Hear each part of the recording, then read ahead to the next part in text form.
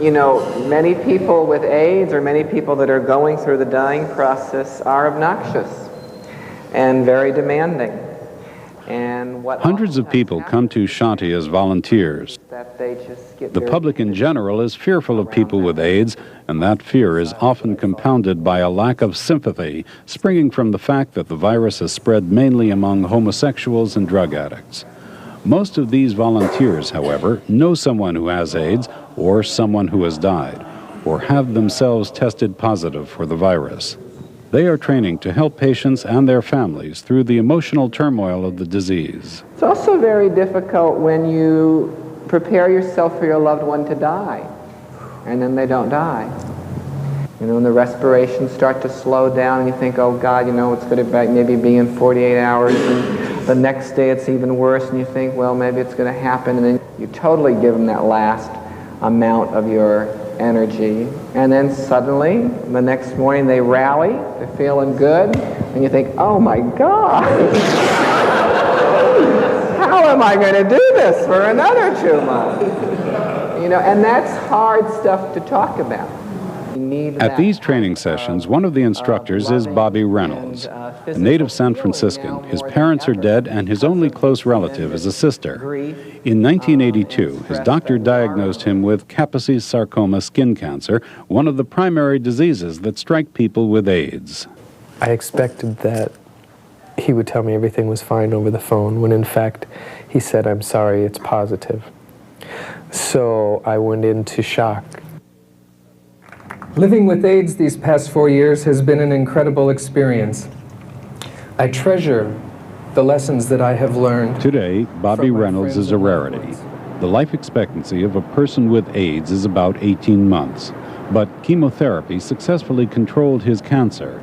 He has become a prominent advocate of the rights of people with AIDS, all the while mindful that, with his immune system damaged by the virus, his body is defenseless against any disease that may come along. What is right now is that I'm doing pretty good. And what's possible is a lot. You know, there's a lot possible. So. When I was first diagnosed, people gave me, you wouldn't believe some of the stuff, coffee enemas.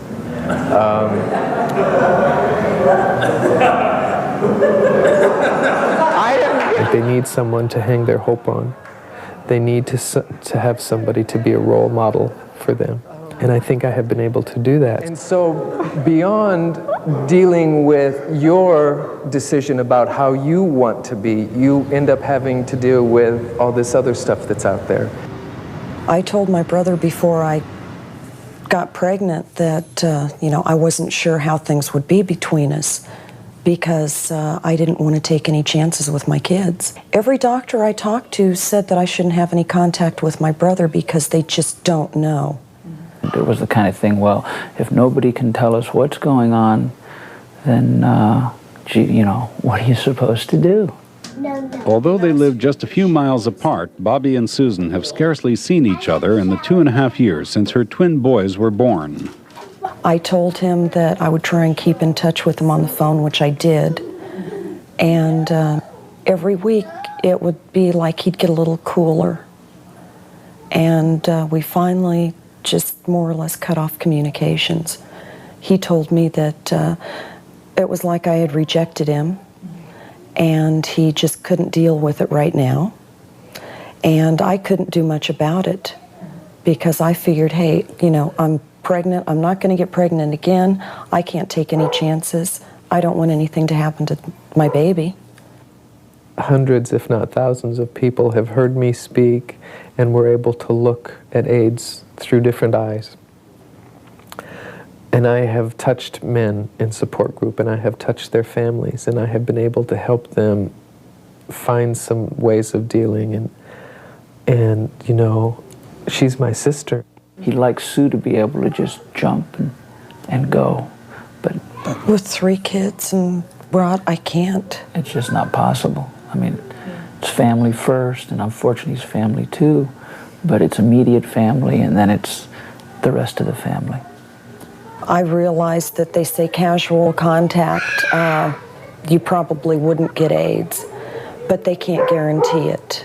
You know, as much as my mind says, hey, it's okay, my heart says, well, it may be okay, but I still don't know. You know, I've never told my sister that she was wrong for being afraid, but some of her fears are irrational. And if she's going to continue being afraid, there's someday that I may die, and she will never have been able to cope with those fears. The beasties, all of us to some degree have the beasties. You wake up in the middle of the night and how am I going to make my mortgage payment? What am I going to say to my boss tomorrow? I really would like a raise and I don't know what to say. For me, it's fear. When am I going to die? Last Friday, I started noticing a difficulty swallowing. And it got progressively worse over the weekend to the point where I didn't want to eat. And then it became sort of painful all the time. So tomorrow morning I have to go in for an endoscopy where they're going to insert a tube down my throat into my esophagus and stomach to see what might be going on. Hi! Look at you! You're getting ready for the party. I am. The initial test results were a surprise and a relief. The pains appeared to stem from an ulcer. Look great. It's all I've been doing actually since I got over the shock of it was laughing. And when I call people to tell them that all the test results were negative and that they're treating me for an ulcer, they all say, oh great, it's only an ulcer. So Dr. Mahalka was running further tests on Bobby Reynolds. His ulcers were not as benign as they appeared. Well, actually, it did turn out to be herpes. We got a culture report back yesterday and started him on anti-herpes medicine in an oral form. It can be serious and it can spread to other areas, but the main part of this is it's associated usually with an incredible amount of pain, and people are not able sometimes to even swallow their own saliva. So here it is now, like a week and a half after that started, and I'm feeling pretty good. But I'm still having fevers at night, and I'm starting to have night sweats. Until last year, Bobby counted on his lover Mark to see him through the bouts of sickness and the fear of dying from AIDS. They had been together for 8 years, but Mark died last fall. Mark. He had his good points and bad points, as we all do. He was a little arrogant. He was very strong-willed about certain things. But we had fun. When Bobby was diagnosed in 1982, Mark was apparently healthy. But in April of '85, he too was diagnosed, struck by cancer and a debilitating paralysis. The disease progressed quickly in Mark. And I truthfully admit that I miss being able to go to restaurants and go to a movie. I mean, I'm just not mobile enough to do that, and those things are still important. I want to work. You know, I want to go in my kitchen and cook. I want to be able to help him work in the backyard. And when I tried to prepare myself as much as possible because I knew his death was inevitable, but you really can't. He went into respiratory failure. And he had done that twice before, so I called just automatically for the ambulance, the paramedics, but he was gone. He was the most important person in my life for a long time. And I think that says it all for anybody, no matter what your sexual preference is, you have somebody in your life that's the most important person. And that's who he was, is.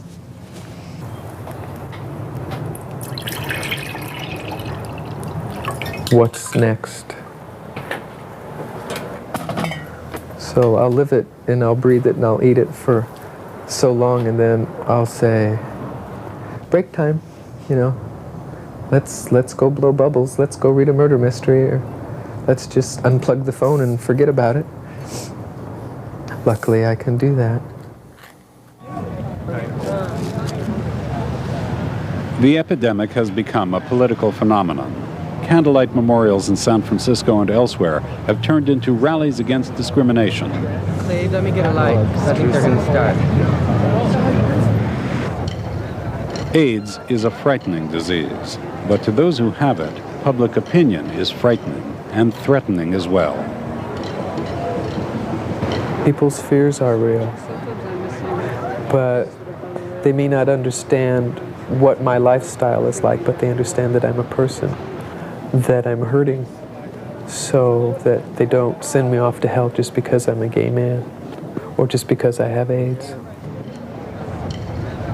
Together, the citizens of San Francisco will continue making a difference. Together, my friends, together, for we are a family, and we are not alone. Keep looking for the rainbows. Thank you.